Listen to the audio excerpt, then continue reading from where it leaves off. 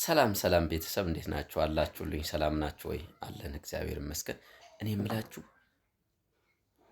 ግን በእውነት በጣም ዛሬ የገረመኝን ታሪክ ልንገራችሁ። በእውነት ነው፣ ታሪክ አይደለም እውነተኛ ታሪክ። በእውነት ነው፣ በህይወቴ እንደዚህ አላየሁም። እኔ የእውነት ነው የምነግራችሁ። አሁን ሰው ሚስቱን ፈቶ የሚያገባበትን ሰው በጥሩ መልኩ ያየዋል። እናቱን የገደለበትን ሰው ይቅርታ የሚያደርግ ሰው የመጀመሪያ ኢትዮጵያዊን አየሁ። የእውነት ነው የምላችሁ። እናቱን ገድሎበት የገደለበትን ልጅ ደም መላሽ የተባለ ስም በሚወጣበት አገር ላይ እናቴን የገደለውን እናቴን ሁለተኛ አላመጣም፣ ይሄ ልጅ ምን አደረገኝ ብሎ ይቅርታ ያደረገ ሰው በእግዚአብሔር እዩልኝ። እዚህ ጋር ባርኮት ዛሬ ያቀረበውን ባርኮት ሚዲያ ላይ ገብታችሁ መከታተል ትችላላችሁ። ይሄው እዚህ ጋር ይላለላችሁ። በእግዚአብሔር ተከታተሉት። የእናቱን ገዳይ ይቅርታ አድርጎ ከእስር በማስፈታት ሀገሬውን ጉድ ያስባለውን ወጣት እናስተዋውቃችሁ። ስሜ ደጀኔ ሾብሶ ይባላል። ደጁ ይባላል። በአባቱ ሞት ምክንያት ብቻዋን ልጆቿን ለማሳደግ ደፋ ቀና ከምትለው እናቱ ጋር ምግብ ጥየቃ በየዘመድ ቤት ተንከራቷል። ገና በልጅነት እድሜው ይሰራበት የነበረው ወፍጮ ቤት ውስጥ የተራረፉ ዱቄቶችን የወፍጮ ቋቱ ላይ እየሰበሰበ በማጠራቀም ለእናቱ ይልክ ነበር። እናቱን ከድህነት ለማስወጣት ከሊስትሮነት እስከ እንጨት ፈላጭነት፣ ከወፍጮ ቤት ሰራተኝነት እስከ የሀብታሞች የእርሻ ሰብል ሰብሳቢነት ያልሰራው ስራ አልነበረም። እንዲህ እያለ ትንሹ ደጁ አድጎ ዱባይ እየተመላለሰ የሚሰራ ነጋዴ ይሆናል። አሁን ስኬታማው ነጋዴ በብዙ መከራ ያሳደገችው እናቱን ዱባይ ወስዶ ለማዝናናት ቀን ቆርጦ ቀኑን በጉጉት እየጠበቀ ባለበት ሰዓት የእናቱ መርዶ ወደ ጆሮ ይደርሰዋል። ይሄኔ ነበር ሀገሬውን ጉድ ያስባለውን ተግባር የፈጸመው።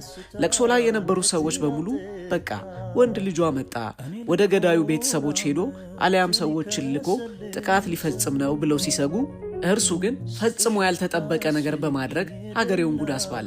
የገዳዩን በፖሊስ እጅ መግባት ካጣራና ቤተሰቦቹን ካረጋጋ በኋላ ጉዳዩ በሽምግልና እንዲያልቅ ያደርግና የእናቱን ገዳይ በይቅርታ ከስር ያስፈተዋል።